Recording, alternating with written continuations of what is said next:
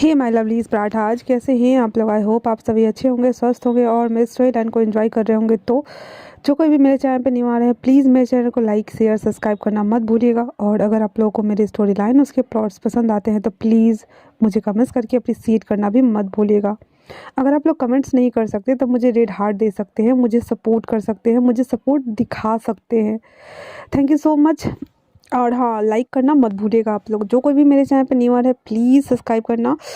30 rupees का मैंने membership लगाया हुआ है फुजोसी गोल वॉल वाले चैनल पे, फर्स्ट चैनल पे। जो लोग ओनली फॉर इंटरेस्टेड है वही मेंबरशिप को बाय ऑन करके वहाँ की स्टोरियाँ सुन सकते हैं, ठीक है ना। और जिन लोगों को भी हॉट पार्ट सुनना है वो मेरे टेलीग्राम चैनल को ज्वाइन कर सकते हैं, ओके ना। तो चलिए हम स्नाइपर, जो कि 1 शॉट या पता नहीं 2 शॉट होने वाला है, आई डोंट नो, बट जो भी होने वाला है हम इसे स्टार्ट करते हैं, ओके। एक बिल्डिंग के ऊपर हमारा फर्स्ट मेल लीड कैरेक्टर वांग जी, वो गन लेकर के और निशाना साधे हुए है, हर किसी के आने का वेट कर रहा है। किसी के तो आने का वेट कर रहा है। अचानक से नीचे से कारों का काफिला आता है और आते ही सबसे फर्स्ट ऑफ ऑल एक पर्सन कार से बाहर आता है। ये कोई और नहीं बल्कि सिक्योरिटी चीफ इंचार्ज वी बुशियान है। यहाँ पे कोई जियांग्स और विंग्स ऐसे एक साथ नहीं है, सबकी अपनी अपनी खुद की फैमिली है, ठीक है। जैसे ही वो बाहर आता है उसके साथ उसका लंगड़ाता हुआ सेक्रेटरी हान भी खड़ा था। वांग जी सबसे पहले तो लेंस को फोकस्ड करता है एंड देन उस तरफ जूम करता है। जैसे ही वो शख्स का चेहरा देखता है, वांग जी के दिमाग में बस एक ही बात क्लिक कर रही थी और घंटी की तरफ बज रही थी, वाईफी वाईफी वाईफी वाईफी वाईफी वाईफी। जो कि मैंने लाइव में पहले ही बोला था, स्नाइपर स्नाइपर स्नाइपर एंड वाईफी वाईफी वाईफी। वांग जी जैसे ही उसे देखता है उसके हाथ रुक जाते हैं और वो अपने आप ही उसके वॉइस लो निकलते, बहुत लो, और वो बोलता है वाईफी। और इतना बोलना हुआ ही था कि तभी गोली चलने की आवाज़ होती है और वांग जी चीखता है नहीं। वहाँ पे डेड बॉडीज तो पड़ी थी लेकिन उससे पहले ही वांग जी को किसी ने पीछे से आकर हिट कर दिया था और वांग जी बेहोश होते हुए सीधे नीचे ज़मीन पर गिर जाता है और आंख बंद करते हुए कहता है वाईफी। और इतना बोलना हुआ ही था कि वो फ्लैशबैक में जाता है। आज से ठीक ठीक 2 साल पहले आज ही के दिन इसी कंपनी में, फार्मास्यूटिकल कंपनी था ये, जहाँ पे जियांग्स का एक बहुत बड़ा कोलैबोरेशन होने वाला था आर्मीज के साथ में। आर्मीज में इसमें भागीदार होने वाले थे और वो दवाई आर्मीज के लिए और यहाँ तक कि चाइना से बाहर भी जाने वाली थी और कुछ नए प्रोडक्ट लॉन्च करा था, जो कि एक आर्म्स के लिए और आर्म रेफ्रिजरेटर वगैरह जो होते हैं वो सबको संभाल के रखने के लिए। जियांग्स की कंपनी 2 तरह से काम करती थी, एक तो फार्मास्यूटिकल कंपनी थी उसकी, और दूसरी जो जियांगफिंग था उसका खुद का एक न्यू ब्रांच रेवेन्यू था जहाँ पे वो आर्म्स की डिलीवरी वगैरह करता था। तो दोनों का आज बहुत बड़ा कोलैबोरेशन होने वाला था। उस कोलैबोरेशन में मिस्टर बेनमाओ बेनरोहान, मिस्टर लोबाई, बहुत सारे शख्स आए हुए थे, यहाँ तक कि बहुत बड़े बड़े पॉलिटिशियंस भी आए हुए थे। वी बुशियान जिसकी खुद की वी कंपनी नाम की एक सिक्योरिटी इंचार्ज की कंपनी है, जो वो चाइना के बड़े बड़े रईसों को सिक्योरिटी प्रोवाइड कराता है। बहुत बड़े बड़े लोगों को अलग अलग तरह के सिक्योरिटी देता है, जैसे बॉडी गार्डिंग का, जैसे ट्रेनिंग का, जैसे अदर्स फील्ड्स का। आर्मी कैंप्स में भी उसके साथ घोस्ट कमांडर्स जाते हैं साथ में काम करने के लिए, और उन सब का सीईओ खुद हमारा वी बुशियान है। और वो खुद एक सिक्योरिटी इंचार्ज भी है, अपनी कंपनी को हैंडल भी करता है और बड़े बड़े इवेंट्स को वो खुद हैंडल आउट करता है। तो वो यहाँ आया हुआ था इस इतने बड़े जियांग्स के कोलैबोरेशन का हिस्सा बनने के लिए, क्योंकि जियांगजिंग विंग का बेस्ट फ्रेंड, बेस्ट बडी, बचपन का दोस्त है। और जियांगजिंग के फादर जियांग फीमियांग और वी के फादर, वो दोनों बचपन के फ्रेंड्स रह चुके हैं, दैट्स वाई।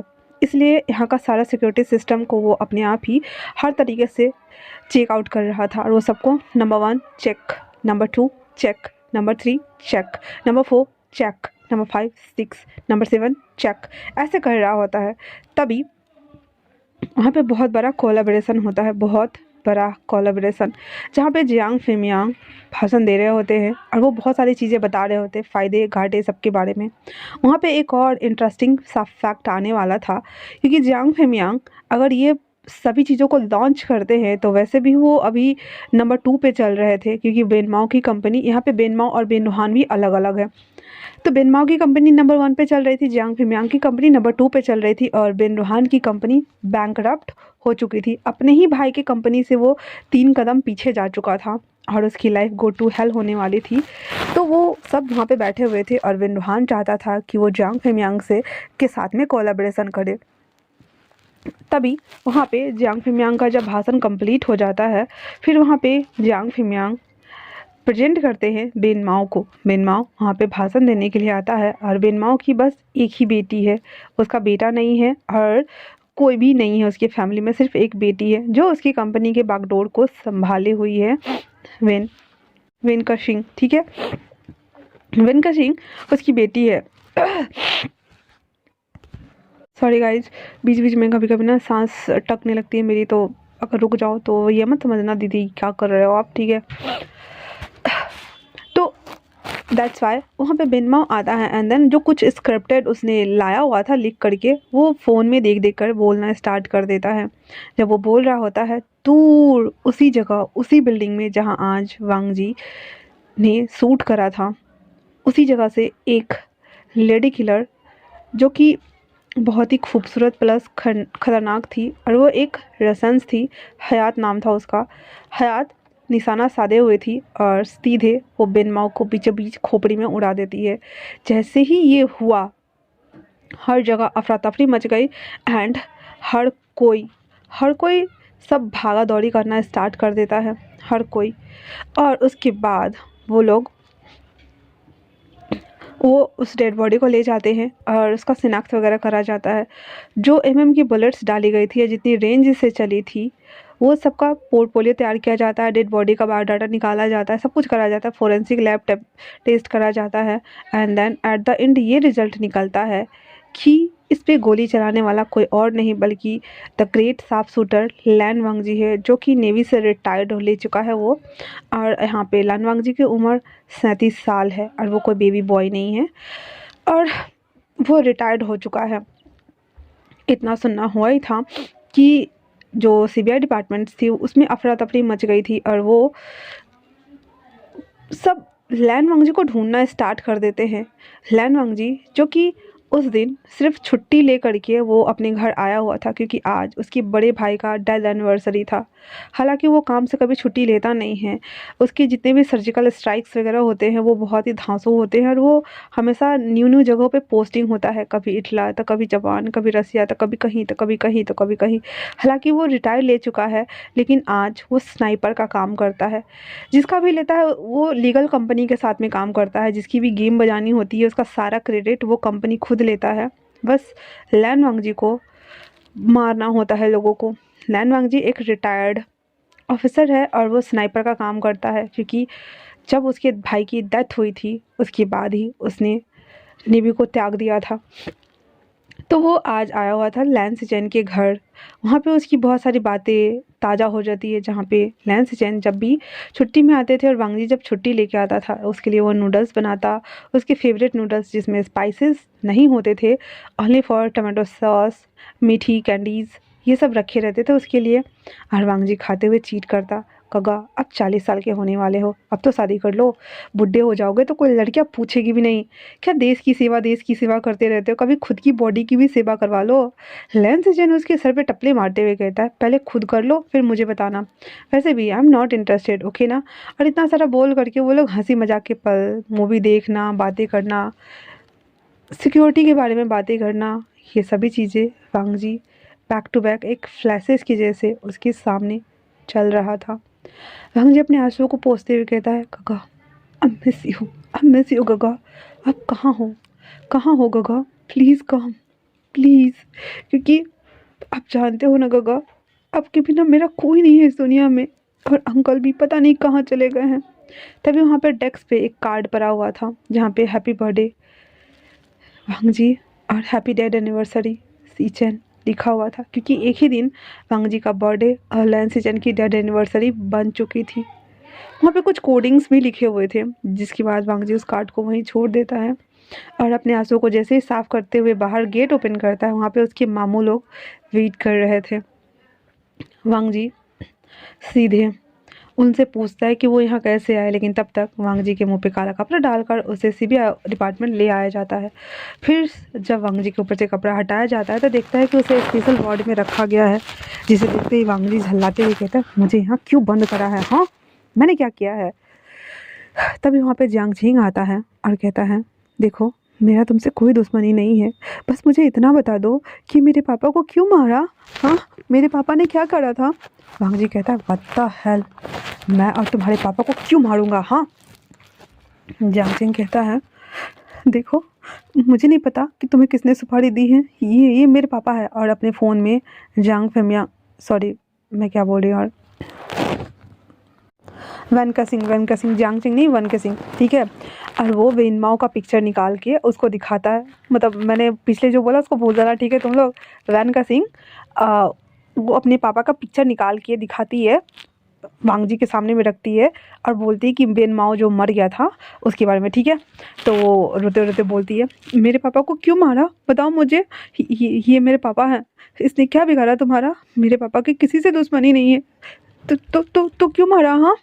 वांग जी झल्लाते हुए कहता है, for God sake you idiot, तुम्हें दिख नहीं रहा है मैं क्यों मारूंगा, हाँ। तभी वहाँ पे सीबीआई का इंचार्ज आता है और एक पंच मारते हुए कहता है, तुम बहुत ज़्यादा बकबक कर रहे हो, अपना मुंह बंद रखो। और उसका नाम सोलियान था। सोलियान कहता है, हमें सब अच्छे से पता है, ठीक है ना, अपना मुंह बंद करो तुम। वांग जी झल्लाते हुए कहता है, सो तुम्हें पता है ना मैं ऐसे मर्डर नहीं कर सकता। सो एक बार और पंच मारता है, कहता है, जितनी दूर से राइफल की गोली चली है ना, तुम्हारे अलावा कोई और निशाना नहीं लगा सकता है, समझे तुम। अब यहाँ पे मेनका सिंह बहुत ज़्यादा सेंटी हो गई थी और कहती है, देखिए सर, अगर आपने नहीं मारा है ना कोई बात नहीं, बट अगर आपने मारा है ना तो आई स्वेयर मैं आपको छोड़ूंगी नहीं और मैं आपको जेल में डाल दूंगी। वांग जी को समझ नहीं आ रहा था भाई कहाँ से क्या हो गया, कहाँ से कौन उठा के लेके आ गया उसको। वांग जी झल्लाते हुए कहता, मैंने नहीं मारा है, मतलब मैंने नहीं मारा है, दैट्स इट। पर वहाँ पे सोलियान और उसके टीम्स ना उसकी बात नहीं सुनते हैं। वो जब बाहर आते हैं तभी वहाँ पे निया रहती है और निया कहती, सर एक्चुअली में हमें हमें और भी कुछ डिटेल्स पे ध्यान देना चाहिए। तभी वहाँ पे खुद विंग आता है और विंग आते हुए कहता है, निया यहाँ क्या हो रहा है, क्या मुझे बात कर सकती हो तुम। निया कहती है, मैं आपसे बाद में बात करती हूँ सर, पर फिलहाल। तो वहाँ पे विंग के आने के बाद भी विंग को ना वांग जी से मिलने दिया जाता है ना किसी और से मिलने दिया जाता है।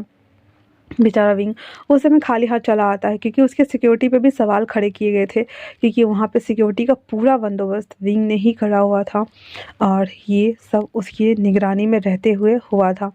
दैट्स व्हाई विंग भी इसके लिए खुद को जिम्मेदार मान रहा था। आज का पूरा दिन ऐसे ही बीत जाता है और वांग जी को भूखा प्यासा उस सेल में रखा जाता है, जहाँ पे उसे बस टॉर्चर किया जाता है। ज़बरदस्ती उसके नाक मुंह से खून निकाले जाते हैं, ताकि तू बोल भी कि नहीं बोल भी, हाँ बोल भी, तू मार ली नहीं मार ली, बोल भी, लाइक ऐसे। पर हमारा बेचारा वांग जी एक ही बात की रट्टू तोता की तरह बोले जा रहा था, मैंने नहीं मारा है, मतलब मैंने नहीं मारा है। अब शाम के समय में निया का जब ऑफिस वर्क ख़त्म होता है तो विंग उसका वेट कर रहा होता है और उसके पास आते हुए विंग कहता है, निया मुझे तुमसे बात करनी है प्लीज़। निया उसके साथ कार में बैठ जाती है और कहती है, देखो विंग, इट्स अ सीक्रेट, क्योंकि मैं सीबीआई के लिए काम कर रही हूँ और तुम एक सिक्योरिटी एजेंसी के टॉप पे हो। तो देखो मैं कुछ ज़्यादा नहीं बता सकती, लेकिन यहाँ पे जितने भी सबूत वगैरह मिले हैं उस स्नाइपर के ख़िलाफ़ है। तो तुम चाहो तो तुम उससे मिल सकते हो, लेकिन बस 20 मिनट से ज़्यादा का टाइम नहीं, क्योंकि अगर मेरे सीनियर्स आए तो मैं कुछ नहीं कर पाऊँगा। विंग कहता है, इतना टाइम काफ़ी है। और इतना बोल करके वो दोनों बात करते हुए बाहर आते हैं, जहाँ पे निया बताती है विंग को कि विंग देखो, पहली बात कि उसके ट्रेन के टिकट मिले हैं मुझे जो कि यहाँ तक के आते हैं, ठीक है। और दूसरी बात ये कि वो अपने भाई के घर से पकड़ा गया है, उसके भाई का भी मर्डर हुआ था, एक तरह से बोल सकते हैं दिखाने वाला मर्डर या रियलिटी में पता नहीं क्या था, तो जिस वजह से वो आज यहाँ आया हुआ था। तीसरी बात ये कि जहाँ पे ये हादसा हुआ है उसी से 2 मिनट की दूरी पे उसके भाई का घर है। सोचो ना, उसके लिए ये काम ईजी है ना, हाँ। और वैसे भी तीसरी और सबसे मोस्ट इम्पोर्टेंट बात कि वही एक इकलौता स्नाइपर है पूरे चाइना में अभी तक का जिससे इतनी रेंज का निशाना बखूबी बिना चूके लगाने आता है। विंग कहता है व्हाट रविश, नए पे तो कोई भी हो सकता है ना, ऐसा नहीं है, रिकॉर्ड बनाए जाते हैं ताकि तोड़े जा सके, ऐसा कुछ भी नहीं है। उसकी बात सुन करके वो कहती है हाँ it's can be happen but really possible है ये। विंग कहता है कभी कभी देखा हुआ बात भी ना सच नहीं होती है, इसलिए मैं यकीन नहीं करूँगा, मुझे जानना है। फिर वो दोनों अंदर आ चुके थे और सिक्योरिटी सिस्टम को हैक करते हुए निया विंग को वांगजी के पास लेके आती है। फर्स्ट टाइम था जब विंग और वांगजी एक दूसरे को इनकाउंटर कर रहे थे। वांगजी विंग को देखते हुए मॉक करता है, ओ तो क्या तुम अब आए हो मेरा इंट्रोगेशन के लिए? विंग कहता है नो, हेल्प के लिए, क्योंकि सवाल मेरे सिक्योरिटी एजेंसी के ऊपर भी लगे हैं, इसलिए प्लीज़ कोऑपरेट करो और मुझे बताओ मिस्टर। तो निया बोलती है वांगजी नाम है इसका। वो कहता है ओके मिस्टर वांगजी। वांगजी कहता है इतनी फॉर्मल होने की ज़रूरत नहीं है, बस मेरा नाम ले सकते हो, और दूसरी बात मैंने ये मर्डर नहीं किया है। विंग कहता है एग्जैक्टली, क्योंकि हमारे सिस्टम्स के तहत जितने भी मैंने हैक किए हैं सब रीचेक थे और वहाँ से कुछ भी ऐसा नहीं हो सकता था। वो सीधे ऊपर की तरफ से फ्लाइंग होती हुई बुलेट्स आई है, बहुत ऊपर से। हो सकता है मे बी कि सामने वाले बिल्डिंग से आई हो, या ऐसा भी हो सकता है कि वो कहीं और से तीसरी या चौथी बिल्डिंग से आई हो, क्योंकि अचानक से आई एंड देन द एंड। वांगजी कहता है हाँ, पर मैं यहाँ से बचूँ कैसे? विंग उसके कान में कुछ कहता है और वांगजी बस चुपचाप उसे देखते रहता है और निया कहती है चलो। फिर वो दोनों बाहर आ जाते हैं। बाहर आते ही निया और विंग जैसे बाहर आते हैं तो निया से विंग कहती है अब हम आई थिंक हमें चलना चाहिए, इससे पहले कि कोई और हमें देखे। विंग बोलता है ठीक है चलो निकलते हैं, इतने देर का मैं फुटेज हटा दूंगा, पर निया प्लीज़ मुझसे कांटेक्ट करना, ठीक है ना, जो भी तुम्हें पता चले प्लीज़ मुझे बताना। निया कहती है ओके डन, बस फ्रेंडशिप के लिए विंग, और कुछ भी स्पेशल नहीं। वो कहता वैसे आई थिंक से तुम्हें वेनका सिंह से बात करनी चाहिए। निया की बात सुनकर के विंग कहता ओह हेलो, इतने बड़े सेलिब्रिटी से कौन बात करता है? हाँ, तो वेनका सिंह के नाम सुनकर निया हंसते हुए कहती है तुम खुद अपनी कंपनी के सीईओ हो, तुम्हारे लिए तो इजी होगा ना, बात करके तो देखो, शायद से कुछ बात बन जाए। विंग अफसोस करता हुआ कहता है ओके डन डन, और इतना बोल करके और वो भी अपनी कार में बैठ जाता है और नेहा सिंह को इत्तला कर देता है कि उसे थोड़ा टाइम लगेगा। वो वहाँ आता है और अपना कार्ड दिखाता है। कार्ड दिखाते हुए सीधे 56वें फ्लोर पे आता है जहाँ पे वेनका सिंह का ऑफिस था।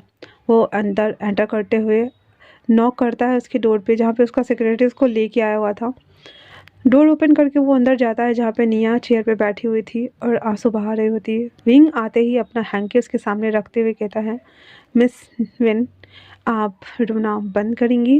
वेनका सिंह अपने आंसू को साफ करते हुए कहती है मेरे डैड का डेथ हुआ है और आपको मजाक लग रहा है? विंग चेयर पुल करके बैठ जाता है और कहता है no I am very serious, but आपको पता है यू नो कि हो सकता है कि आपसी रंजिश और मतभेद की वजह से भी तो मर्डर होते हैं ना, क्योंकि जहाँ तक मैंने सुना है कि आपके फादर के साथ में आपके अंकल की बिल्कुल भी नहीं बनती है और उनकी कंपनी वैसे भी बैंक करप्ट चल रही हो। तुम अपनी कंपनी की सीईओ बन के बैठी हो, तो तुम्हें नहीं लगता कि तुम्हारे ऊपर प्रेशर दिया जा रहा होगा कि कंपनी छोड़ दो, तुम्हें डायरेक्टर के पोस्ट पे डाल दिया जाएगा या प्रेसिडेंट बना दिया जाएगा और कंपनी की बागडोर और सीईओ की पोस्ट किसी और को मिल जाए?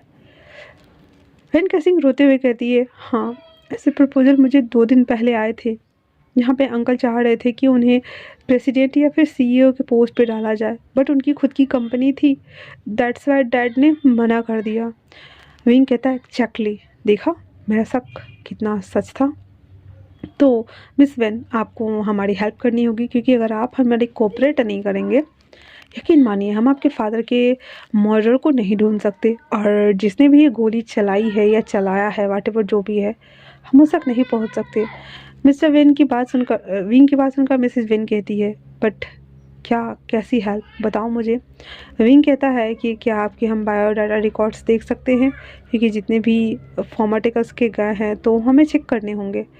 विंग की बात सुनकर वो थोड़ा शक पकाते हुए कहती है, उसमें थोड़े से विंग बोलता है डोंट वरी, हम लोगों को अच्छे से पता है कि कंपनी ग्रो करने के लिए थोड़े प्लस और थोड़े माइनस करने पड़ते हैं, तो प्लीज़ रिली, इतना बोल करके वो फाइल की एक कॉपी लेता है एंड देन वहाँ से वो चला आता है अपने ऑफिस के लिए निकलता है तभी जियांगचिंग कॉल करता है, कहता है बड़ी मुझे तुमसे बात करनी है यहाँ। विंग कह देता है ओके, और फिर वो सीधे उस फाइल को अपनी कोट के अंदर डालता है, और जैसे ही कोट के अंदर डाल करके अपनी कार के पास आता है अचानक से उसके ऊपर बुलेट्स चलती है, जिस वजह से विंग थोड़ा छुप जाता है और आसपास देखता है तो उसे कुछ भी नहीं दिखता, और वो आश्चर्य में था कि क्या सच में मतलब यह उसका वहम है।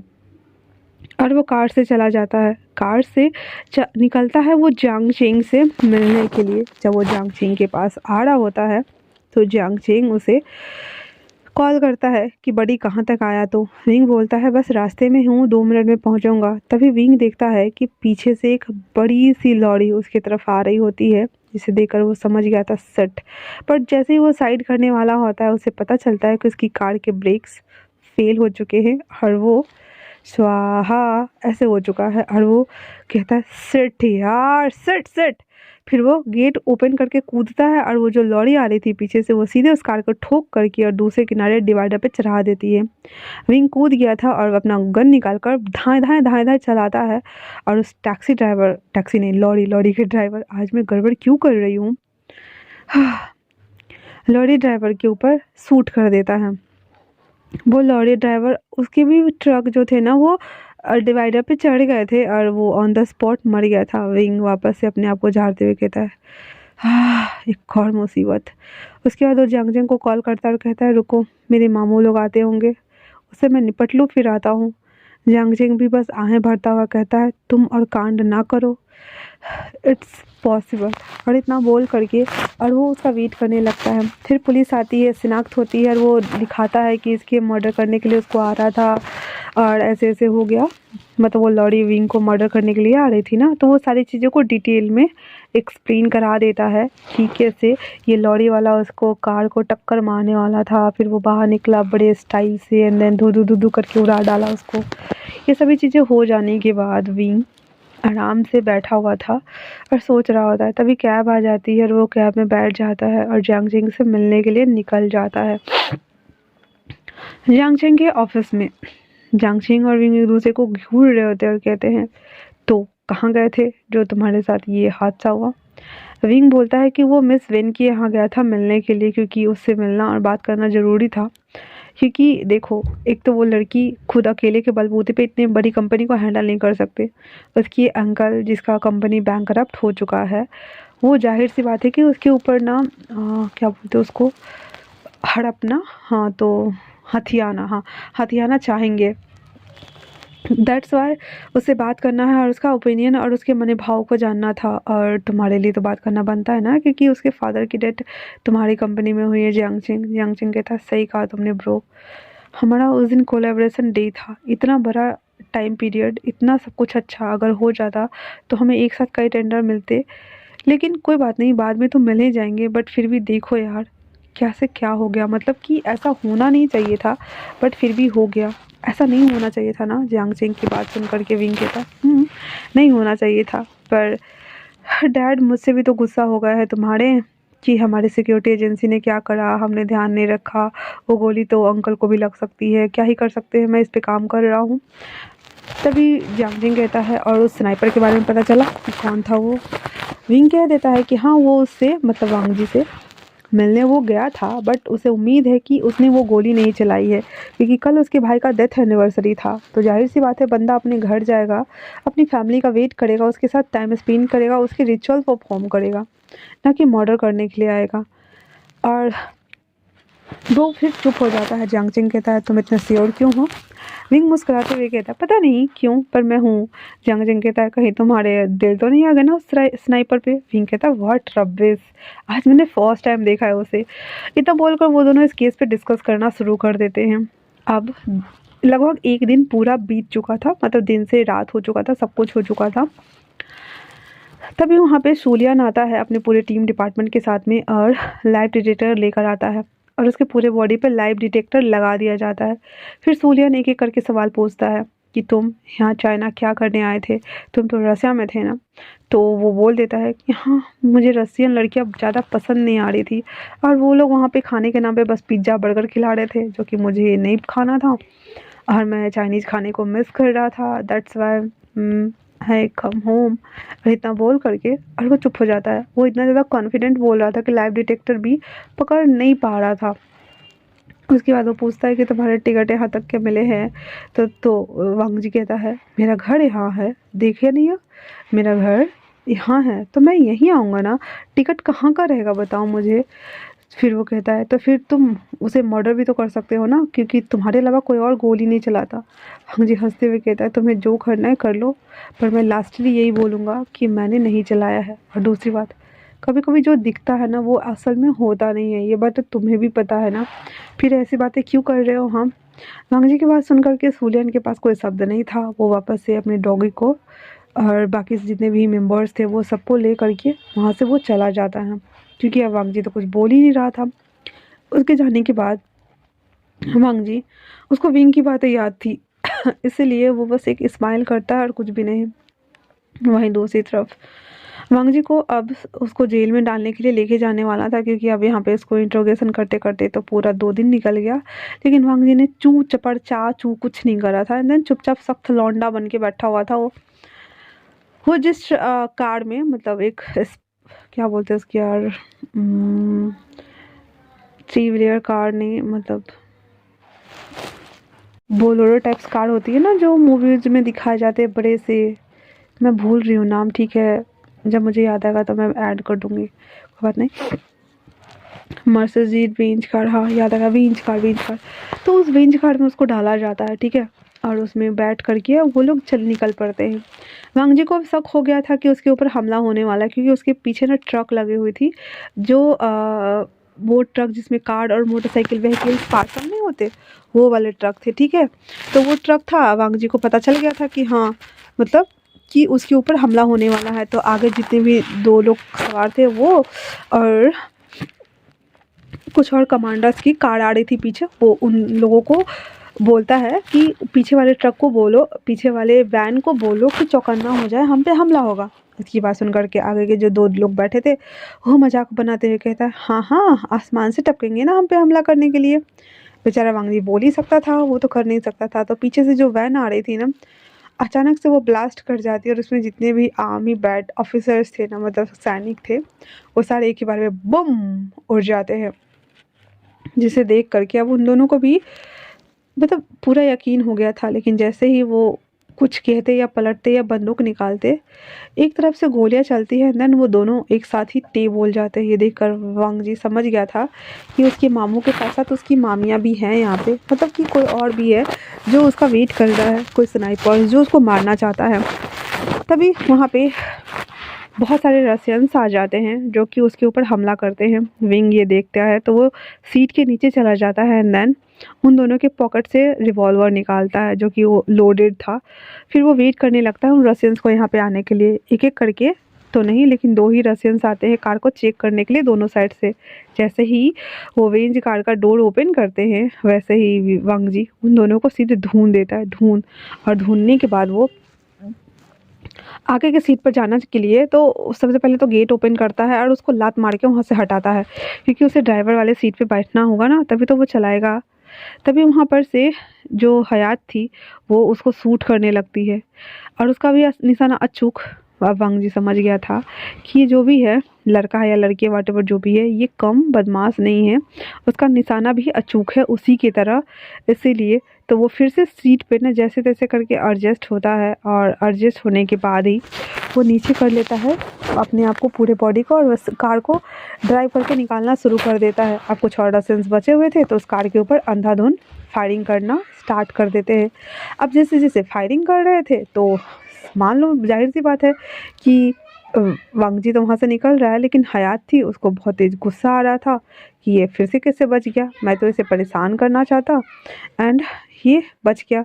इसी वजह से वो जितने भी रशियंस थे ना उन सबको कूट देता है, मतलब अपने बंदूक से चला करके मार देता है और बोलती है मरो तुम लोग। इतना बोलकर हयात भी वहाँ से चली जाती है। अब उसके जाने के बाद विंग नहीं, वांग जी जो कि थोड़ा दूर आया ही था, तो उसके मतलब टायर्स वगैरह में भी बहुत सारे ना बुलेट्स लगे थे, तो पंचर हो गए थे, और ऊपर से उसको लात मार के भगाया था तो कार भी सही से चल नहीं रही थी, अनबैलेंस होके दिखा रही थी। तो विंग ना उसका वेट कर रहा होता है और उस कार को अपनी कार से टक्कर मार के रोकता है। रुकने के बाद वांग जी के सर में थोड़ा सा चोट लगता है, पर वो मैनेज कर लेता है और बाहर आता है, जहाँ उसके हाथ में ना बुलेट छू के निकल गई थी। विंग उसे सबसे पहले अपनी कार में लेता है एंड हान को, और इस समय हान का ना एक्सीडेंट नहीं हुआ था, याद रखना। स्टार्टिंग में मैंने बताया था कि हान का पैर ना थोड़ा सा ये हो गया, फ्रैक्चर हो गया और वो लंगड़ा के चल रहा है, ठीक है। और अभी हान ना बिल्कुल सही सलामत है एंड हान ना कार चलाना स्टार्ट करता है। विंग हान को लेकर के एक सीक्रेट पैलेस आता है, और अभी जिस रास्ते पे वो जा रहे थे वो लगभग 36,000 किलोमीटर ऊपर ऊंचाई पर थे, और वो एक बहुत बड़ा हिल टॉप था, पहाड़ की ऊंची चोटियाँ। वो उस कंदराओं से होते हुए गुजरते हुए बहुत ऊंची चढ़ाई के बाद वो एक बोल सकते हैं हम, अरे यार क्या बोलते हैं उसको, पहाड़ को खोद के जो रास्ता बनाया जाता है, सेट, यहाँ रिकॉर्ड करने टाइम में ना याद नहीं रहता, बाद में सब याद आते हैं, छोड़ो। तो वो उस वैली में घुस जाता है, ठीक है। जैसे ट्रेन वेन पास करती है तो एक रहता है ना बना हुआ रास्ता, तो उस वैली में घुसने के साथ ही एक दर्रा था, उसे ओपन करा जाता है एंड देन उस दर्रे के अंदर वो लोग आ जाते हैं। अंदर आने के बाद देखता है कि वहाँ पे पूरा का पूरा आर्मी है जो कि विंग ने चला रखी है। उसे देखकर वो बहुत ज़्यादा खुश हो जाता है और कहता है क्या ये तुम्हारा है? विंग कहता है ये मेरा है, पर तुम चाइना सरकार के निशाने पर हो और मेरे अलावा तुम्हारी कोई और हेल्प नहीं कर सकता है। वांग जी कहता है तो इतनी मेहरबानी क्यों? विंग ना उसके सर पे मारते हुए कहता है बाद में बकवास कर लेना, पहले फ्रस्ट्रेट कर दो, आओ इधर। उसे लेकर अपने मेन रूम में आता है, ऑफिस वाले में, और वहाँ आकर के उसे चेयर देता है बैठने के लिए। वांग जी चेयर पे बैठा हुआ था और विंग उसके हाथों को क्लीन कर रहा था, जो ब्लड्स थे उसे स्टेन को साफ़ कर रहा था। स्टेन साफ़ करने के बाद वो वांग जी को देख नहीं रहा था, पर वांग जी विंग को देख रहा था, और उसके ऊपर से सारा जितना भी पट्टी डाली जाती है ना अंदर, चीरा पट्टी बोलते हैं उसको, तो चीरा पट्टी अंदर भर करके और फिर उसके ऊपर से बैंडेज करना स्टार्ट कर देता है, क्योंकि खाली जगह रहती है ना जहाँ से बुलेट्स गुजरती है, तो और उसके ऊपर बैंडेज कर देता है। वांग जी को तो दर्द का एहसास ही नहीं हो रहा था और विंग आश्चर्य में था और कहता है कि क्या हुआ है, तुम्हें दर्द नहीं होता? वांग जी कहता है नहीं, एक बार की बात है जब मुझे रसिया में भेजा गया था घोस्ट हंटर के तौर पे और सीक्रेट मिशन के तौर पे, तब मुझे कुछ रशियंस ने पकड़ लिया था और उन लोगों ने मेरे बॉडी के ऊपर बहुत सारे एक्सपेरिमेंट किए थे। इतना बोलना हुआ ही था कि वांग जी अपना टी शर्ट उतारता है और वो दिखाता है जहाँ पे उसकी बॉडी के ऊपर ना बहुत सारे टैटूज़ बने हुए थे, एंड देन अपने नेक पे दिखाता है जहाँ पे उसके बहुत से कट्स के निशान लगे थे। विंग क्यूरियस था जानने के लिए, इसलिए कहता है कि और फिर क्या हुआ? वांग जी फ्लैशबैक में जाता है, ये इसका अपना खुद का फ्लैशबैक है, ओके। जहाँ पे वांग जी को हाथों को रड को बांधा गया है, उसने पेंट वेयर किया हुआ है, फुल पैंट, उसके पैरों को भी बांधा गया है। वांग जी के चेस्ट के ऊपर बहुत सारे मशीन लगे हैं और एक बहुत बड़ा चाकू से उसके बॉडी पार्ट्स को कट कर रहे हैं, मतलब अलग नहीं कर रहे, बस कट मार रहे हैं। कट करके उसके अंदर तार्स डाली जाती हैं एंड देन इलेक्ट्रिक शॉर्ट का प्रवाह करा जाता है। वांग जी अपने ऊपर से इतना ज़्यादा उछल रहा था, चीख रहा था, चिल्ला रहा था, उसको अंदर तक झटके लग रहे थे। आधे घंटे तक ऐसे धीरे धीरे शॉट्स देने के बाद वांग जी बेहोश हो जाता है और उसकी बॉडी के अंदर कुछ बहुत सारी दवाइयाँ एक अंदर डाली जाती है एक्सपेरिमेंट के तौर पे, और ऐसे बहुत सारे लोगों के साथ हो रहा था, बहुत सारे लोगों के साथ। और इसी एक्सपेरिमेंट में उसका एक भाई भी था, लैंसीजन। ये सब जब कुछ हो जाता है तो वांग जी आगे नहीं बोलता है और उसकी आंखों में आंसू, गुस्सा, नफरत, बैक टू द प्रेजेंट, बहुत कुछ था। विंग उसे कहता है ओके फिर कभी बता देना। वांग जी कहता है एक कप कॉफ़ी मिलेगी क्या? वेंजो कॉफ़ी। विंग थोड़ा मुंह बनाता और कहता है यहाँ पे वेंजो कॉफ़ी तो नहीं मिलेगा, पर हम जैसे पीते हैं वो मिल जाएगा, और इतना बोल कर उसके लिए कॉफ़ी बनाने चला आता है। फिर वांग जी उस पूरे ऑफिस को देखता है जहाँ पे वो विंग का ऑफिस था और कहता है तुम मेरी मदद क्यों करना चाहते हो मिस्टर? विंग कहता है वी वूजियान, और मेरा निकनेम है विंग। वांग जी के मुंह से डायरेक्ट विंग निकलता है। विंग हाँ करके देख रहा होता है, मतलब तुम मेरे इतने क्लोज कब आ गए जो मेरा निकनेम यूज़ कर रहे हो? वांग जी उसके हाथ से कॉफ़ी लेके पीते हुए कहता है और अब हमें क्या करना चाहिए? विंग कहता है मैंने सोचा तो नहीं है, लेकिन हाँ वो लोग मेरे पीछे ज़रूर आएंगे और तुम्हें ढूंढेंगे, मुझसे कांटेक्ट करेंगे। तो मैं सबसे पहले तो मिस्टर सूलियान से बात करना चाहता हूँ और उसे बताना चाहता हूँ कि यहाँ पे क्या मसला हुआ है। हंग जी कहता है तुम्हें लगता है कि सूलियन मान जाएगा? सूलियन हमारे कैडेट का एक स्कोरर रह चुका है और वो बिल्कुल नहीं मानेगा। वो बहुत जिद्दू है और अपनी बात बस मनवाना जानता है और अपने आप को प्रूफ करना जानता है। तो हो सकता है। तो इस पे विंग कहता है पर हमें उस मर्डर को तो पकड़ना होगा ना जिसने ये सब कुछ किया है, वरना। हंग जी कहता है ये भी सही है, चलो कोई ना। और इतना बोल करके और वो विंग से पूछता है कि ये तुम्हारा सोफ़ा है तो क्या मैं सो जाऊँ, क्योंकि मुझे नींद आ रही है और मुझे सच में नींद की बहुत ज़रूरत है। विंग को आज समझ नहीं आ रहा था, ऊपर से आश्चर्य हो रहा था कि क्या इस इंसान को सच में सोना है, लाइक व्हाट। और वो कुछ भी नहीं बोलता और ऐसे बोल करके और उसको सोने के लिए बोल देता है। अब वांग जी वहाँ पे खराटे लेके सो रहा था और विंग बाहर आ जाता है। सभी लोगों से इंट्रक्शन मांगना शुरू और देना शुरू कर देता है, जितने भी वहाँ पे काम चल रहे थे सभी चीज़ें वो सब देखना शुरू कर देता है। वहीं दूसरी तरफ सिवे ऑफिस में सूलियान एक हाथ मारता है निया के डेस्क पर, कहता है निया मुझे सच सच बताओ, वांग जी के भागने के पीछे क्या तुम्हारा हाथ है?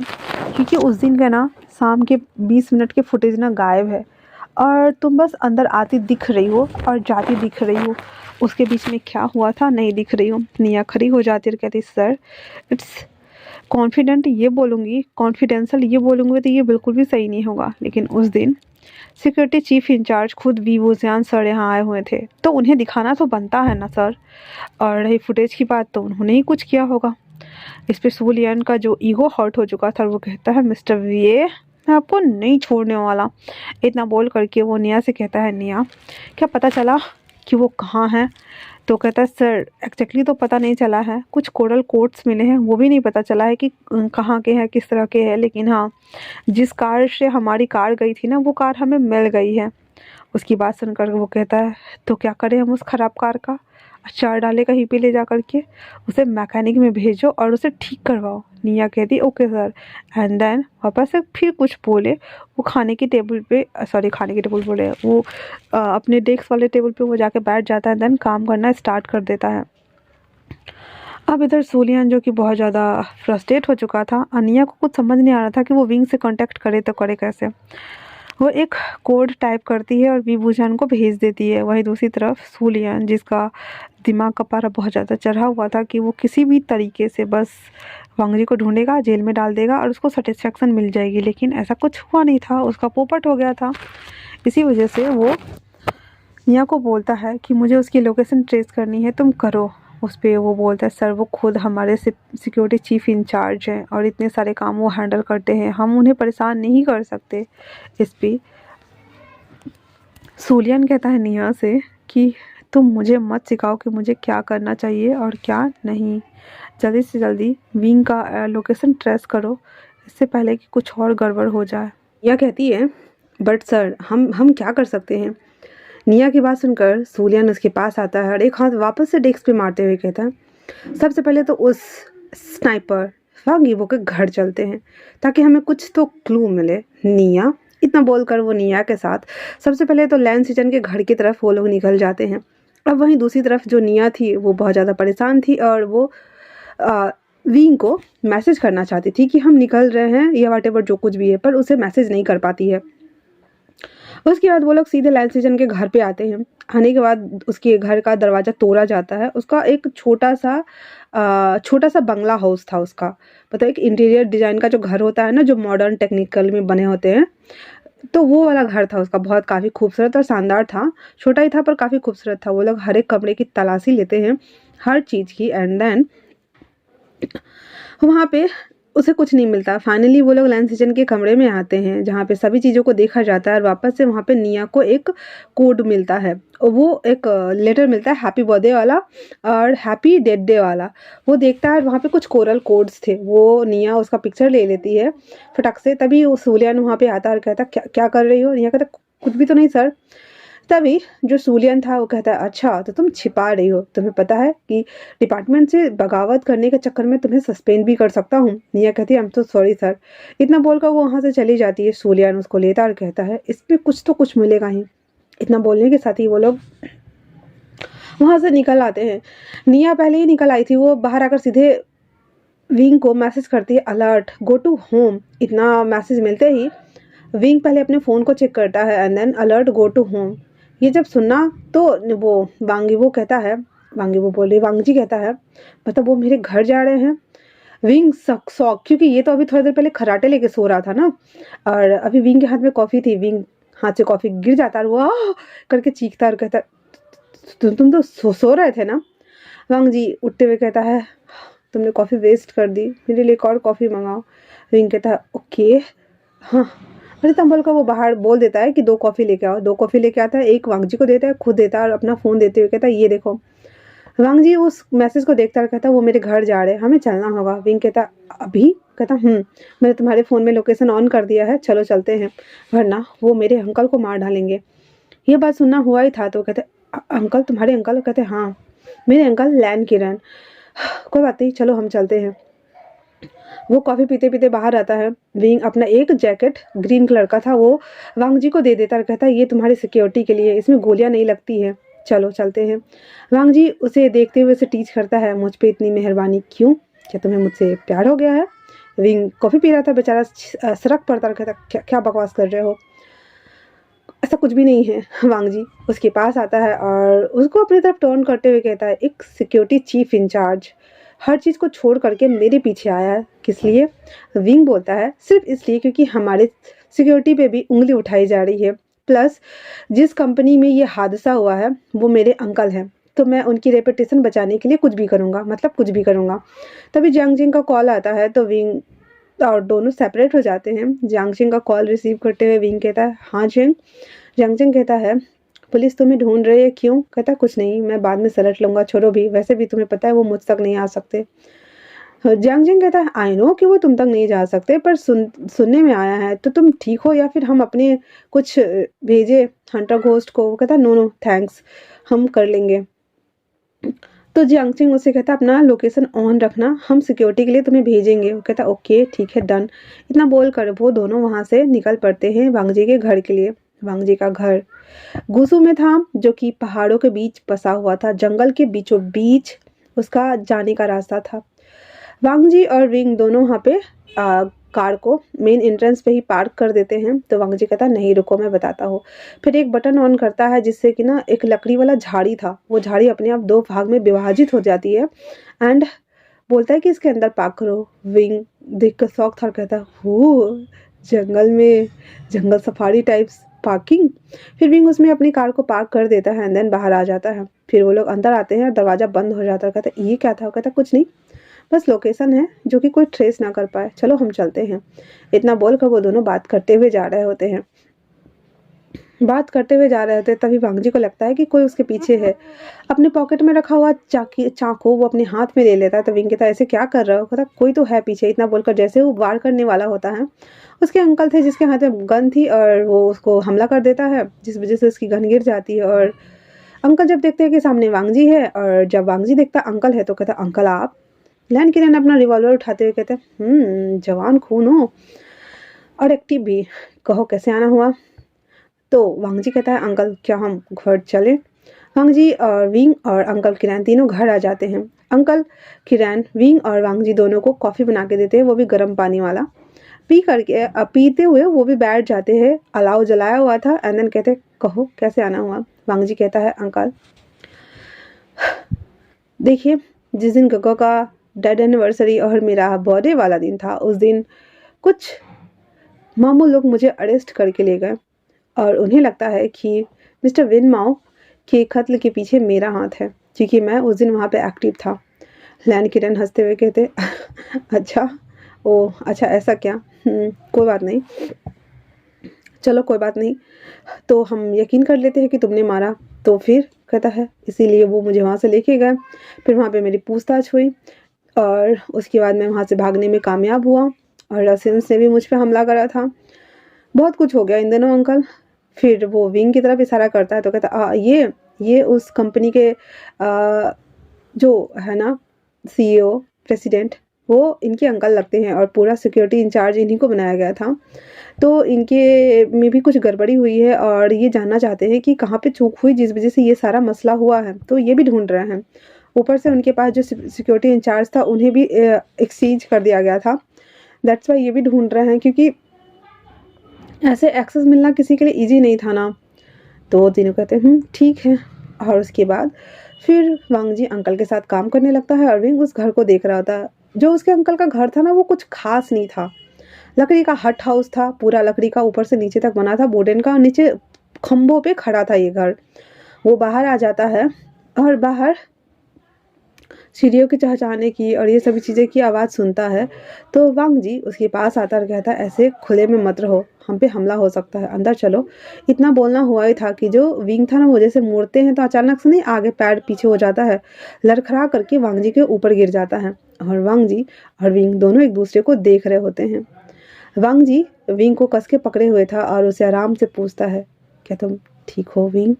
विंग कह देता, हाँ I'm okay okay okay, leave me. और इतना बोलकर वो उठने को होता है तो वांग जी उसे और अपने ऊपर गिरा लेता है। तभी पीछे से वो दोनों धड़पड़ा कर उठ जाते हैं और कहते हैं अगर आप दोनों का रोमांस हो गया हो तो आप लोग आके खाना खाइए, इससे पहले कि कुछ और हो जाए, क्योंकि खतरा कहीं से भी और कभी भी आ सकता है। अंकल की बात सुन करके वो दोनों थोड़ा सतर्क हो गए थे और अंदर आते हैं। अंकल ने सूखी रोटियां बनाई हुई थी जो कि थोड़ी सी मोटी मोटी थी, कुछ वेजेस थे जिसे देखकर विंग तो मुंह बना रहा था और अंकल हंस रहे होते हैं। और वांग जी कहता है यहाँ पे यही मिलेगा, क्योंकि अंकल सादा जीवन जीते हैं। और हाँ, अंकल हमारी तरह ही एक स्नाइपर हैं। विंग शौक था और कहता हाँ तो मुझे भी निशाना लगाना सिखाइए ना। उसके अंकल बताते हैं कि स्नाइपर्स कभी भी सही निशाना नहीं लगाते, वो बस इंतजार करते हैं सही समय का। समय देखो एंड देन वार कर दो, निशानेबाज तो कोई भी बन सकता है ना। वांग जी और वो दोनों हंसते हुए खा रहे थे और विंग कंफ्यूजिंग के मारे अपना सर खुजा रहा था और वो भी खाना स्टार्ट कर देता है। आज का दिन तो ऐसे ही बीत रहा था। खाना वाना खा करके अंकल अलाव जलाते हैं एंड देन कहते हैं तुम लोग बातें करो, मैं जंगल से कुछ लकड़ियाँ लेके आता हूँ, कल के लिए जुगाड़ हो जाएगा। और फिर वो जाते हुए वांग जी को बेस्ट ऑफ लक कर देता है। वांग जी को तो समझ आ गया था, पर विंग कहता अंकल ने बेस्ट ऑफ लक क्यों बोला?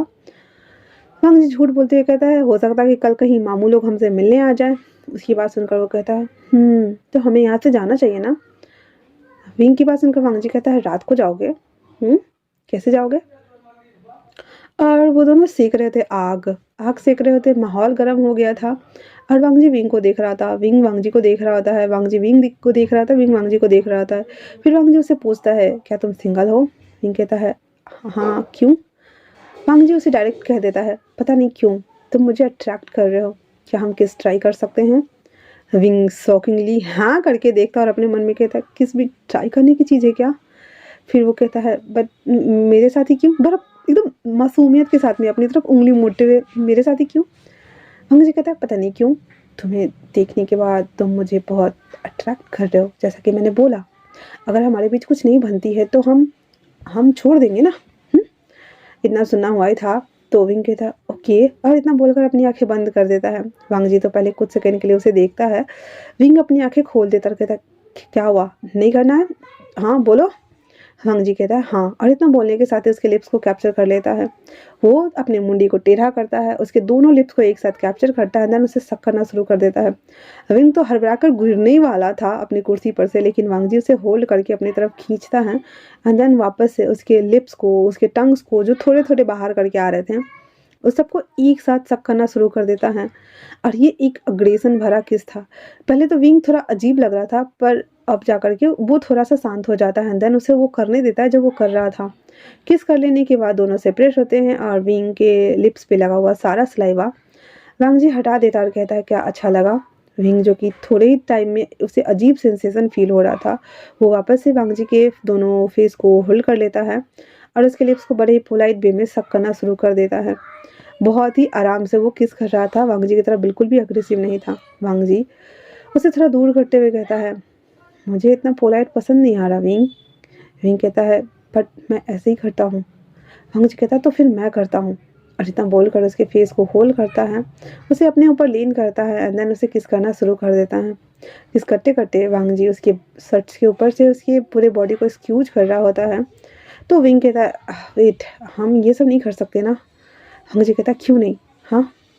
विंग कहता है अगर मुझे तुमसे अटैचमेंट हो गई और तुम मुझे छोड़ के चले गए तो आफ्टर ऑल तुम एक स्नाइपर हो ना। ये सुनकर वांग जी थोड़ा देर के लिए रुक जाता है और सामने देखने लगता है। विंग को थोड़ा बुरा लग रहा था कि उसने डायरेक्ट बोल दिया, पर हाँ, वो इससे इस तरह से खो नहीं सकता था। और दैट्स वाई अचानक से ये सब कुछ हुआ था, तो विंग को भी कहीं न कहीं अच्छा भी लग रहा था, पर वो कन्फ्यूजन से भरा हुआ था। वांग जी कहता है, एक तो हम लैंस है, माना कि मैं स्नाइपर हूँ, पर मैं रिटायर हो चुका हूँ, तुम जानते हो क्यों? तो वो कहता है नहीं। तो वो कहता है कि एक्चुअली मैं सोलियान, मेरे गग्गा और एक दो और हैं जो हमारे सारे बटालियंस में थे। मेरे गगा ने कुछ रशियंस को मारा था जब हम वहाँ पे सीक्रेटली गए थे वहाँ पे स्ट्राइक करने के लिए। तो उसी में से क्या बोलूँ मैं, एक जो हमारे चाइना से बिलोंग नहीं करता था, वो चाइनीज़ थाई था, उससे वहाँ के एक लड़की से प्यार हो गया था। और मेरे गगा ने जब मना किया उसे कि उसके साथ मत रहो, वो अच्छी नहीं है, वो कोई भी हो सकती है, क्योंकि वो लड़की न्यू वहाँ आई ही थी, लेकिन तभी वो नहीं माना। और अचानक से जब गगा एक दिन वहाँ पे गए थे इंस्पेक्शन के लिए, तो वो लड़की वहाँ पे मरी हुई पाई थी। किसने मारा, क्यों मारा, किसी को पता नहीं, लेकिन उसी वक्त वो वहाँ पे आ गया और उसने गगा के सर पे बिना सोचे समझे रिवॉल्वर तान कर मार दिया। जब हम लोगों को पता चला तो हम सब वहाँ आए थे, हमारी पूरी बटालियंस आई थी, और उसने अपने आप को सुसाइड कर लिया था। उस दिन हमने 2 इम्पोर्टेंट सोल्जर को खो दिया, सिर्फ एक लड़की की वजह से। हर इंटरेस्टिंग बात पता है तुम्हें, जब उस डेड बॉडी सबको ले जाया जा रहा था, तो वो लड़की जिंदा थी और उसे वहाँ के लोकल हॉस्पिटल में शिफ्ट कराया गया, क्योंकि उसने नींद की गोलियाँ खा ली हुई थी। पूछने पे पता चला कि वो डिप्रेशन के शिकार है, इसलिए उसने ऐसा करा, और उस चक्कर में मेरे गगा की मौत हो गई। और फिर हम सबको वहाँ से बर्खास्त कर दिया गया। सोलियान ने एसबीआई ज्वाइन कर लिया और मैं यहाँ भटक रहा हूँ। एक दो और हैं, पता नहीं कहाँ हैं, मैं नहीं जानता। वांग जी की बात सुनकर विंग थोड़ा सा सेंटी हो जाता है, उसके शोल्डर पे हाथ रखते हुए कहता है, कोई बात नहीं, तो एक दिन सब ठीक हो जाएगा ना। वांग जी की बात सुनकर, विंग की बात सुनकर वांग जी उसे रिप्लाई देते हुए कहता है, आई होप सो कि एक दिन सब ठीक हो जाए। ऐसा लगता तो नहीं है, पर हो जाना चाहिए। कोई बात नहीं, वैसे मैंने तुम्हें किस किया, तुम्हें अच्छा लगा? विंग शर्मा जाता है और दूसरी तरफ देखने लगता है, तो वांग जी कहता, हेलो, तुम सिक्योरिटी चीफ इंचार्ज हो, तुम्हें शर्म आ रही है? विंग कहता है, इसका क्या मतलब कि मुझे शर्म नहीं आनी चाहिए, मैं जो कुछ भी हूँ किस करूँगा तो मुझे तो थोड़ी साइनेस आएगी ना। वांग जी कहता, ओह, तो फिर मैं तुम्हारे साथ सेक्स करूँगा तब भी आएगी। विंग ना उसको मारना शुरू कर देता, तुम बहुत बुरे हो, तुम दुष्ट हो, तुम अपना मुंह बंद करो, समझे ना। ऐसे वो कुत्ते बिल्ली की तरह लड़ रहे थे। अंकल जो कि बाहर लकड़ियाँ लेके आ चुके थे और इन लोगों की कन्वर्सेशन साफ साफ सुनाई दे रही थी। अंकल उसके खुश थे और बाहरी कुर्सी पे अपना सर कैप से ढकते हुए कहते हैं, एक और लव बर्ड्स। हंग जी, मुझे डर लगता है कि कहीं तुम भी मेरी तरह सिंगल ना रह जाओ, जैसे मैं इन अकेले इस जंगल में मोगली बन के घूम रहा हूँ।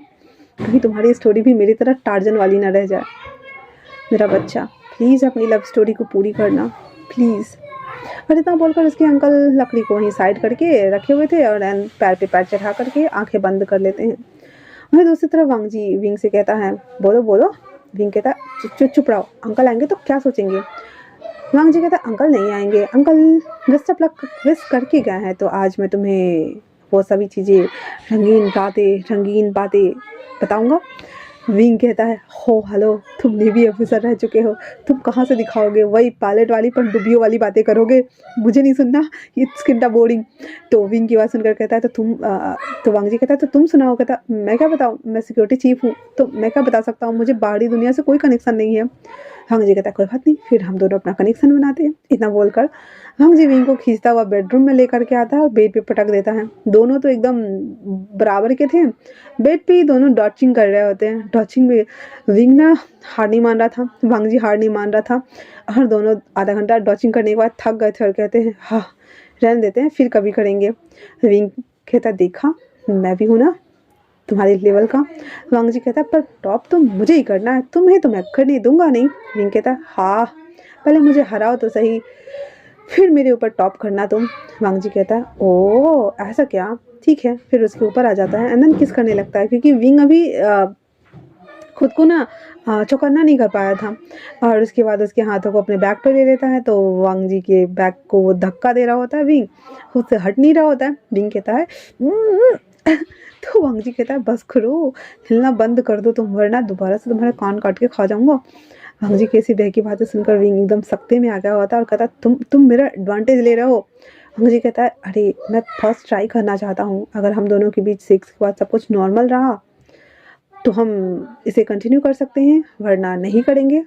फिर हम इस मिशन पे निकल जाएंगे आगे अपनी लाइफ पाथ में, क्योंकि आगे कुछ भी हो सकता है। विंग विंग कहता है बट इसके बाद मैं तुम्हें कहीं नहीं जाने दूंगा। वांग जी उसके फोrehead पे किस करता है और कहता है हम ट्राई करते हैं ओके, क्योंकि हम बच्चे नहीं हैं। तो विंग कहता है हाँ आई नो मैं भी बच्चा नहीं हूँ। इतना बोलकर वो दोनों वापस से किस करना शुरू करते हैं और विंग ने सरेंडर कर दिया हुआ था। वांग जी टॉप बन रहा था, फिर उसके अपने कपड़े को सबको रिमूव करता है और उन दोनों की आवाज़ें बाहर तक आ रही थी और बेचारे हमारे अंकल कान में ना चाहते हुए भी रुई डालने पड़ते हैं उनको, और वो जंगल सफारी पे निकल जाते हैं क्योंकि शाम का टाइम था।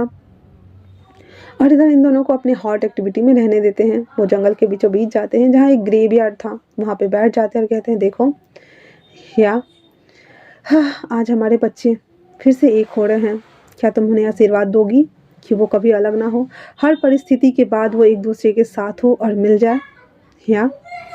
या बस कुछ नहीं बोलती क्योंकि वहाँ पे और कुछ भी नहीं था। लैंड क्लेयर अंकल एक पत्ता लेते हैं जो कि बहुत बड़ा था, वहाँ पे डालते हैं एंड देन वो वहाँ पे लेट जाते हैं, उस कब्र के ऊपर हाथ रखते हैं और कहते हैं या I miss you so much, हमारे दिन कितने अच्छे थे ना, हम कितने खुश थे। मेरा एक नेफ्यू तो चला गया, मेरे भैया भाभी वो शहीद हो गए और मैं इन जंगलों में टार्जन बन के घूम रहा हूँ, तुम्हारी वजह से देख रही हो, तुम्हें मेरी याद नहीं आती, ऐसा नहीं कि तुम मुझे बुला लो। हाँ मैं वो सब मिस करता हूँ हिया, प्लीज़ आई लव यू हिया। और इतना बोल करके और जो अंकल किरण थे वो अपनी आंखें बंद कर लेते हैं, आई मीन सो जाते हैं। वहीं दूसरी तरफ हमारे भाई दोनों के पलंग तोड़ चल रहे थे। अपना सारा गेम कंप्लीट कर लेने के बाद दोनों लेटे हुए थे आराम से और विंग उसके चेस्ट पे हाथ पोक कर रहा होता है और वो पूछता है तो कैसा लगा। वांग जी कहता है सच कहूँ तो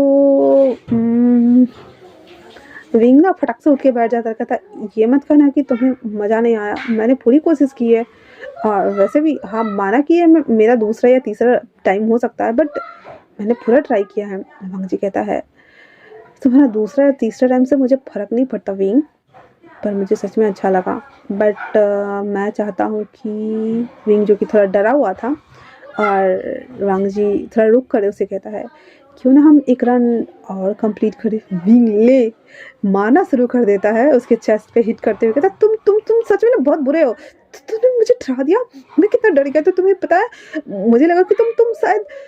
वांग जी उसके दोनों हाथों को पकड़ लेता और कहता है ये बीवियों वाले नखरे बंद कर दो वाइफी। वांग जी की बात सुनकर विंग अपने फोरहेड से उसके फोरहेड से टुन से मारता और कहता है वाइफी किसको बोल रहे हो, हाँ मैं सिक्योरिटी चीफ इंचार्ज हूँ, तुम्हें तो। वांग जी कहता है वैसे मैंने टॉप किया है, आउच मेरे सर में लग गई, तो इस हिसाब से मैं तुम्हारा हस्बैंड हुआ तो तुम मेरी वाइफी हुई ना। विंग कहता है सट अप, मैं तुम्हारी वाइफी किधर से, हाँ कुछ भी बोलते हो, वैसे भी मुझे जाना है। इतना उठकर वो जाने लगता है तो वांग जी उसे पीछे से खींचकर अपने गोद में बिठा लेता है, देन उसके बैग को किस करना शुरू कर देता है और कहता है विंग एक्चुअली मैं कहूँ कि मैं झूठ बोल रहा था। तो विंग और ज़्यादा डर जाता है, कहता क्या बकवास कर रहे हो। हाँ वो कहता है यही कि मैंने जो थोड़ी देर पहले कहा कि हम ट्राई करते हैं तो शायद गलत होगा क्योंकि मैं सच में तुम्हारे साथ सेक्स करना चाहता था, पता नहीं क्यों मैंने पहले बोला ना कि तुम मुझे अट्रैक्ट कर रहे थे, और जिस तरह से तुम मुझे वहाँ पे बचा के लाए और जिस तरह से तुमने मेरे कानों में बोला, फर्स्ट टाइम था जब वो कि मेरे बॉडी में गूज बम्स हो रहे थे और मेरे हाथ कुर्सी पे बंधे हुए थे। तुम्हें पता है मुझे कैसे कैसे टॉर्चर दिए गए हैं, क्या क्या किया गया है मेरे साथ और मैं कितनी बार पकड़ा जा चुका हूँ, तुम्हें तो पता है ना कि कैसे टॉर्चर मिलते हैं। विंग कहता है आई नो मैं जानता हूँ कि पकड़े जाने पे कैसे कैसे टॉर्चर होते, पानी के फव्वारे, बर्फ़ की सिल्ली, पेनिस के ऊपर रस्सी बांध कर खींचा जाता है, चाकू से पूरे बॉडी को कट मारा जाता है, अंदर कोकीन डाला जाता है, जो कि बहुत दर्दनाक होता है। भांगजी कहता है हाँ मैं ये सब झेल चुका हूँ, बट तुम्हारी वॉइस इतनी ज़्यादा मैग्नेटिक लगी मुझे कि मैं सेंसेशन से भर गया था। एंड देन जब भी तुम मुझे अपने पास रख रहे थे तो मेरा इंटेंशन ऐसा कुछ नहीं था, बट सच में मैं ये चाह रहा था। अगर तुम चाहो तो हम इसे कंटिन्यू कर सकते हैं, अगर नहीं चाहो तो हम बैक हो सकते हैं। विंग विंग कहता है तो फिर हम ट्राई करते हैं ना, क्या पता। इतना बोल करके और उसे गले लगा लेता है। फिर वो दोनों कपड़े पहन लेते हैं और कहते हैं अंकल नहीं आए, चलो पूछते हैं ना कहाँ गए। अंग जी कहता है अंकल आंटी के पास होंगी। विंग शॉकिंग होते हुए कहता है क्या क्या मतलब, पर इस घर में तो कोई भी नहीं था। कहता है कोई भी नहीं था, आई मीन कि आंटी अब इस दुनिया में नहीं है। विंग विंग जो कि थोड़ा सा रुक जाता है, कहता ओह आई एम सो सॉरी वांग जी। कहता कोई बात नहीं वाइफी, वैसे तुम्हें भूख लगी है। कहता है नहीं, पर मुझे थोड़ा सा स्नैक्स खाना है क्योंकि वो। हाँ जी कहता आई नो बहुत सारे लोगों को होता है, सेक्स करने के बाद उसे प्यास लगती है, भूख लगती है। मैं समझ गया कि तुम्हें भूख लगती है तो मुझे खाओ ना। विंग ना उसके मुंह पे एक थप्पड़ लगाते हुए कहता है दूर रहो मुझसे, दोबारा मत आइयो। और वो किचन की तरफ चला जाता है। वांग जी कहता है हद है यार, सच में पुलिस वाले को ना कभी अपनी बीवी नहीं बनानी चाहिए। ये तो सिक्योरिटी इंचार्ज है, ये पता नहीं क्या ही करेगा, हर बात पे गन तानेगा और बोलेगा ज़्यादा बोल भी बुराई दे वो। लाइक ऐसे मैं भी ना मीम्स क्रैक कर रही हूँ कुछ भी मतलब, ठीक है। देन वो दोनों किचन एरिया में आते हैं और आने के साथ ही वांग जी स्नैक्स ढूंढ रहा होता है और विंग ना पूरा किचन देख रहा होता है। कुछ खास तो नहीं रहता, लेकिन हाँ वहाँ पे उसे छोटे छोटे ना मूंगफलीज मिल जाते हैं और सूरजमुखी के बीज मिलते हैं जो फ्राइड थे।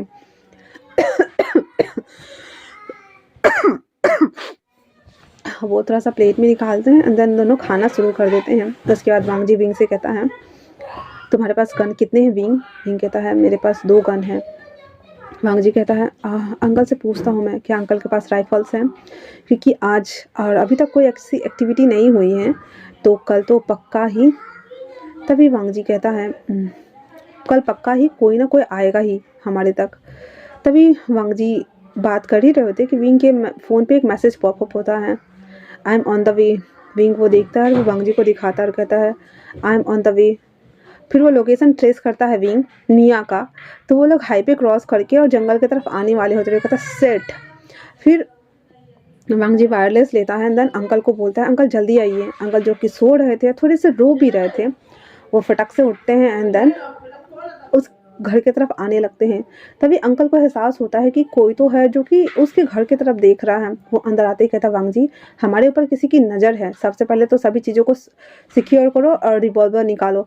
तो वांग जी कहता अंकल आपने कहाँ रखा है। उसके अंकल बताते हैं कि एक बेलन के अंदर है, ड्रॉ खोलो, चिमटे के अंदर है, नीचे मसाले के डब्बे हैं, जहाँ पे ब्लू कलर का डब्बा है उसमें गोलियां हैं। विंग हाँ करके सब सुन रहा था। फिर वो कहता है वो तवे में जो डंडा लगा हुआ है ना उसको खींचो। वांग जी को जैसे जैसे इंस्ट्रक्ट कर रहे थे अंकल, वो सब निकाल करके वो एक बहुत बड़ा रिवॉल्वर को तैयार करता है, राइफल बोल सकते हैं उसको। और कहता कि हाँ वो पोछे वाले के पास जो 2 डंडियाँ पड़ी है ना उसे फूंक मारो। वो फूंक मारता है अंदर उसके ऊपर वो लगा देता है और कहता अब एक बार चला के देखो। वो साइलेंसर लगाता है एंड देन शूट करता है नीचे ज़मीन पे। तो चल रहा था और कहता है हाँ ठीक है एक और है मेरे पास, अभी लेके आता हूँ। और ऊपर से एक बड़ा सा बक्सा लेके आते हैं उसके अंकल और कहते हैं ये रहा तुम्हारे लिए, ये मुझे दो। मुझे कहता है अंकल मैं इससे काम चला लूँगा, आप वो रखिए ठीक है ना। फिर उस बक्से में से एक न्यू ब्रांड राइफल्स था, बहुत बड़ा, AK-47 से भी बड़ा था, वो निकालता है और कहता है हाँ। उसमें 4 और रिवॉल्वर्स थे, वो 2 वांग जी को देता है, एक अपने पास रखता है, एक विंग को देता है। कहता है कि चौकन्ने रहना, तुम गोली चला लोगे बरखुरदार। विंग कहता है हाँ मैं चला लूँगा, मेरा निशाना ठीक है। तो उसके अंकल कहते हैं निशाना ठीक नहीं रहना चाहिए, बस समय का वेट करो एंड देन लगाओ ठीक है। कहता है यस अंकल जी। इतना बोलकर वो तीनों चौकन्ने हो गए थे और तीनों 3 तरफ मुड़ गए थे। वांग जी और वो सब देख रहे होते हैं कि कहीं से कुछ तो दिख जाए, कहीं से कुछ तो दिख जाए, लेकिन ऐसा कुछ नहीं हो रहा था। तभी विंग के फ़ोन पे मैसेज पॉपअप होता है और कहता है सर हमें एक और चीज़ पता चली है जो कि शॉकिंग है। कहता क्या। तो कहता है सर वहाँ पे आपके अलावा भी कोई और था, हम लोगों के सॉरी वांग जी लैन वांग जी के अलावा भी कोई और था जो कि एक स्नाइपर है और सर वो एक लड़की है। विंग कहता है उसका डिटेल भेजो मेरे फ़ोन पे। इतना बोलकर कॉल कट होती है एंड देन तभी उसके फ़ोन पे मैसेज आता है जिसमें एक लड़की थी, जिसको देखकर वांग जी कहता है ये कौन है? कहता है आई डोंट नो सर। तभी वांग जी देखता है उसे और कहता है मुझे भी नहीं पता। वो कहता है 1 मिनट। फिर वो अपने ही लैब में उसको वापस से कॉल करता है और कहता है कि इसकी पूरी डिटेल्स निकाल के दो। वो लोग 10 मिनट के बाद विंग को पूरा डिटेल निकाल के देते हैं। वो लोग अभी भी चौकन्ना थे। वापस से वो लोग एकजुट होते हैं और कहते हैं सर। वो लाइन किरण और वांग जी दोनों उस मैसेज को पढ़ते हैं जहाँ पे इसका नाम हयात लिखा हुआ था। ये एक टर्किश स्नाइपर गर्ल थी और ये बस पैसे लेकर काम करती थी और कुछ भी नहीं। और वहाँ पे ये ट्रक वाले हादसे के दिन भी अवेलेबल थी और ये वांग जी को मारने के लिए आई थी। और जो इसने मिंगयाओ को मारा था तो ये किसी के कहने पे मारा था। अब किसके कहने पे मारा था ये तो किसी को पता नहीं है, पर ये एक स्नाइपर गर्ल है और ये एक टर्किश गर्ल है। इतना सुना हुआ ही था तो वांग जी कहता ओ तभी मुझे पता नहीं चला कि वहाँ पे कोई और भी हो सकता है और किसी और को भी तो हो सकता है कि अभी जो बाहर हो क्या ये वही है। इतना बोलना हुआ ही था कि वांग जी बाहर आ जाता है और देखना शुरू करता है क्योंकि इन लोगों के सेंसर्स ना बड़े कमाल के होते हैं और काम करते हैं बहुत जल्दी से। उसके अंकल ने एक हवा में राइफल छोड़ देते हैं जिस वजह से वो लड़की आई मीन की हयात एक्टिव हो चुकी थी और वो निशाना लगा रही थी विंग के ऊपर सीधे निशाना लगा रही थी। ना वांग जी को ना उसके अंकल को, किसी को नहीं। विंग वो इधर उधर देख रहा था। अगर वो गोली चलाता तो सीधे उसकी खोपड़ी में लग जाती और वो ऐसा करती भी है। वो अपना निशाना ऑन करती है, मतलब कि ट्रिगर दबाने के लिए खुद को प्रिपेयर करती है और गोली चला देती हैं। तभी अंकल कहते हैं विंग जब इस तरफ मुड़ता है तो विंग के जस्ट सर के ऊपर से गोली, जो ऊपर में अंकल ने सूपा टंगा हुआ था, सूपा को छेदते हुए चला जाता है। और विंग कहता है अंकल। अब बेचारा हमारा विंग डर गया था बहुत ज़्यादा, मतलब इतनी नज़दीक से निकली थी। अंकल कहते हैं हाँ। और आने के बाद वांग जी समझ गया था कि किस तरफ से गोली चल रही है। वो उस तरफ भागना स्टार्ट करता है और कहता है अंकल मैं जा रहा हूँ। और इतना बोलकर वो कूद गया था, भाग गया था उधर। उसके अंकल कहते हैं मेरे साथ रहना, ठीक है ना। और वो उसी दिशा में ढूंढना शुरू करते हैं। उसे वहाँ कुछ तो नहीं मिलता है लेकिन हाँ वांग जी को देख रहा था वो जाते हुए। अब वो जो स्नाइपर गर्ल थी हयात, वो वांग जी पर निशाना लगा रही थी और वांग जी को उड़ाने ही वाली थी कि तभी उसके अंकल भी खिड़की से कूद जाते हैं एंड देन एक जाला जो वो लोग जंगल में बांध के रखते थे शत्रु लोगों को फंसाने के लिए, वो खींच देते हैं और वो उसमें फंस जाती है। वो इतनी चालाक लोमड़ी थी कि सारे जालों को ना तुरंत cut cut cut cut cut के काट देती, जैसे कि वो कोई, मतलब क्या ही बोलो कौन सा जानवर होता है जब 2 मिनट में जाल काट देते हैं। काट करके निकल के भागना शुरू करती हैं। उसने अपने पूरे बॉडी के ऊपर पत्ते पहन रखे थे, पत्ते, और वो भाग रही थी। वांग जी गोली चलाता है लेकिन वो ऊपर पैर कर लेती है एंड देन फिर दौड़ना शुरू करते हैं। वांग जी वो राइफल को दोबारा से चलाता है और उसको गोली उसके हाथ से छू के निकल जाती है क्योंकि उसके बॉडी के मूव्स बहुत ज़्यादा थे, तेज थे। और उसके बाद वहाँ पे सिर्फ और वांग जी और वो लड़की बच जाती है। वांग जी उसे गोली चलाती है, उससे पहले वो एक लात मारती है और राइफल गिरा देती है। राइफल गिराने के साथ ही वो उसके ऊपर आती है और वांग जी के ऊपर चाकू से वार करना स्टार्ट कर देती है। वांग जी लड़की होने की वजह से ना बस बचाव कर रहा था लेकिन वो उसके ऊपर भयंकर वार कर रही थी। वांग जी को 3 कट मार चुकी थी। वांग जी ने सोच लिया कि अब इसको कूटना तो जरूरी है भाई, इसलिए उसका हाथ पकड़ के उठाता है, देन उसको पटक देता है नीचे। और फिर उसके बीच, दोनों के बीच फाइटिंग हो रही थी। डॉचिंग नहीं हो रहा था, फाइटिंग हो रही थी। वो उसको पीट रहे थे, उसको पीट रहे थे। दोनों ने खून निकाल दिए हुए थे एक दूसरे का। पीट लेने के बाद उसके हाथ में चाकू थे जिसको गिराना था, बहुत तेज था। वांग जी भी अपना चाकू ढूंढता, ले चाकू ही नहीं है, घर में छोड़ दिया था लटका। और फिर उसके हाथ को पकड़ के उसको ये कर रहा था, तब उसके हाथ पे कट मारता है और वो लड़की जैसे ही उसको कट मार के वांग जी वहाँ बैठ जाता है क्योंकि पकड़े हुए था, बहुत जोर का मारा था। जाने की होती है तो आगे से विंग उसके सामने रिवॉल्वर लेके खड़ा हो जाता, कहता है तुम तुमने उसे गोली क्यों मारा? हाँ, क्या दुश्मनी थी तुम्हारी उससे? वो लड़की विंग को जैसे ही उसके सीने पे चाकू मारने वाली थी कि उसके अंकल उसके पैर पे गोली मारते हैं, देन उसको घायल कर देते हैं। विंग जल्दी से उसके हाथ से चाकू छीनता है एंड उसको एक थप्पड़ खींच के लगाता है। वो लड़की उसको देख के हंसते हुए कहती है बस इतना ही। विंग अपना पूरा पावर लगा के एक मुक्का धर देता है उसको और कहता है अब कैसा लगा मेरा मजाक? हाँ, बस इतना ही। तो आज के लिए इतना ही। एक पार्ट और बना दूंगी। जैसा भी लगे आप लोग मुझे ज़रूर बताना। तब तक के लिए थैंक्स फॉर वॉचिंग।